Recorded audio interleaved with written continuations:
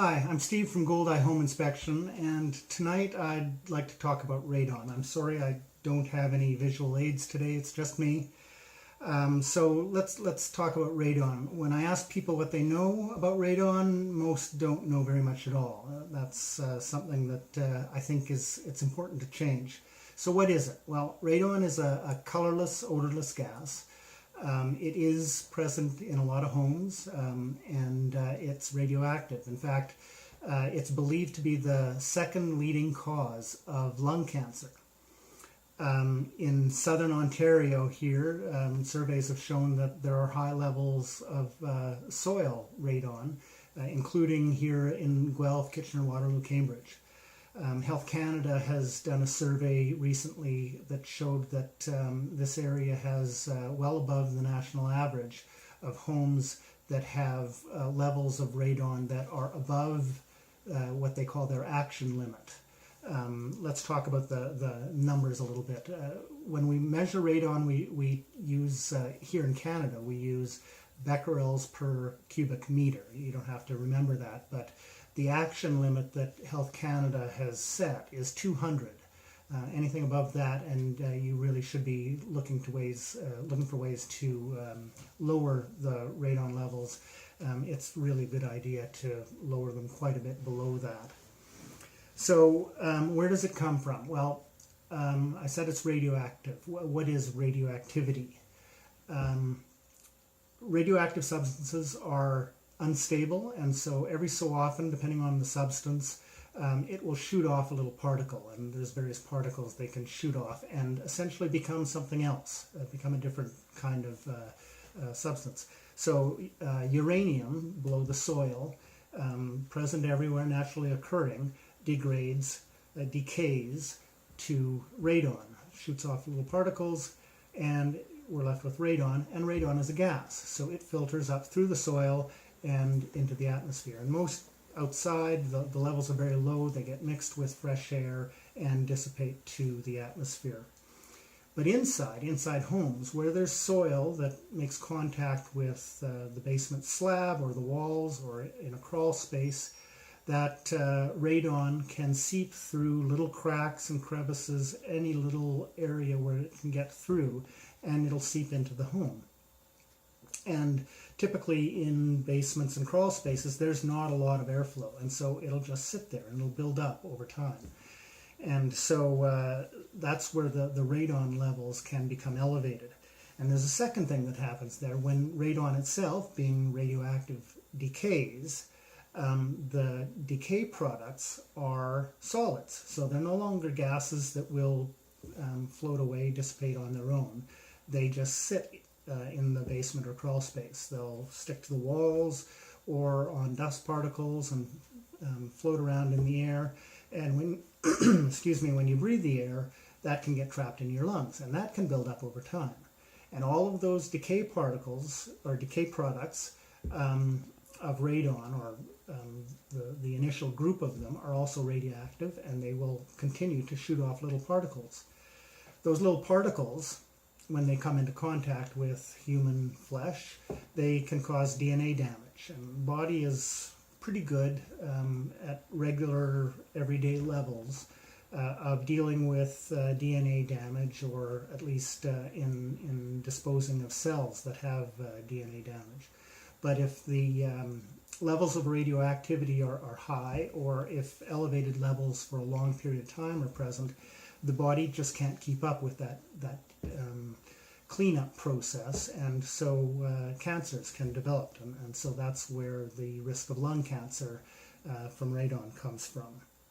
So what can you do about it? Well, if you're maybe a little bit below 200 becquerels per meter cubed of radon, or in that area, there are some simple things that you can do, and one is the same as happens outside, is you can have air exchanges flush out that radon from the basement and crawl spaces, and lower the levels by dilution and flushing it out.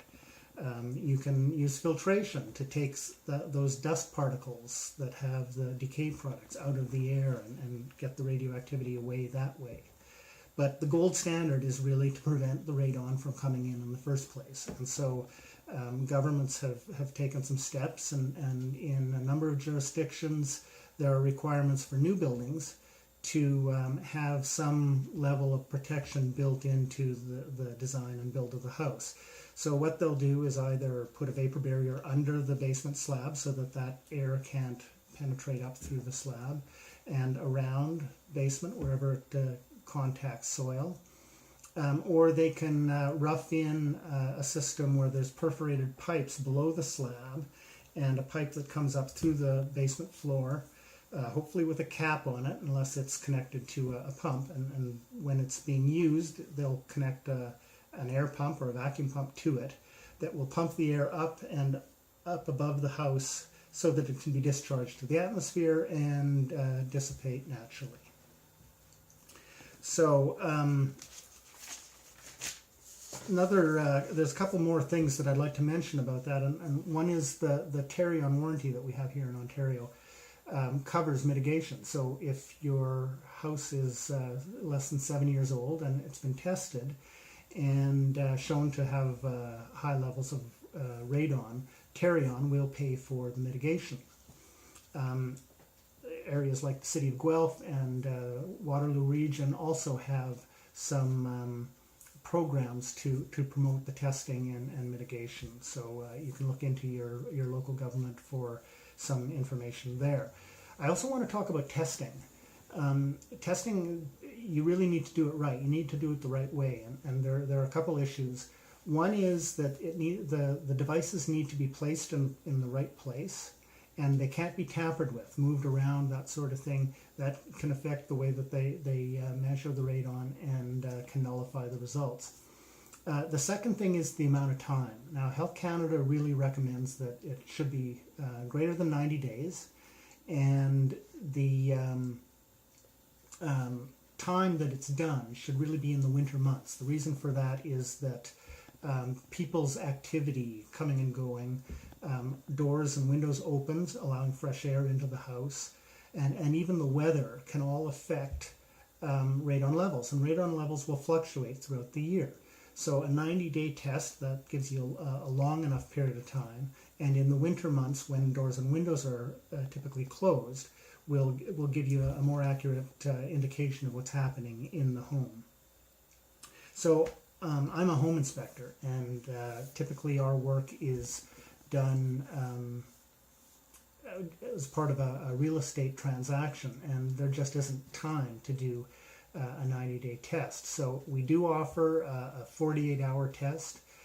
We always recommend that if the buyer is the one asking for the test, that they do a follow-up when they purchased the home and moved in, and do the full 90-day. Whether the results of the 48-hour are high or low, you really want a confirmation that you're getting the right results. I'm also going to just mention CNRPP. That's the Canadian National Radon Proficiency Program. That's the program that certifies people who measure radon professionals, and those that do the mitigation. And so it's really important to get someone to do your testing and to do the mitigation who are CNRPP certified. So if you'd like more information about radon, most of the information that I've got in this presentation will be in the form of a blog on our website, and you can find our website right there at goldeye.ca/blog/. And as well, if you have any questions or information, or want some information about home inspection, you can go to the main site, and there's more there. And at the bottom of the blog post that I've done about radon, there are links to the City of Guelph, Region of Waterloo, information on radon, CNRPP, and of course Health Canada. So you can check out those links. Once again, I'm Steve from GoldEye Home Inspection, and I hope I've given you some good information that has given you some insight into how important radon is in your home.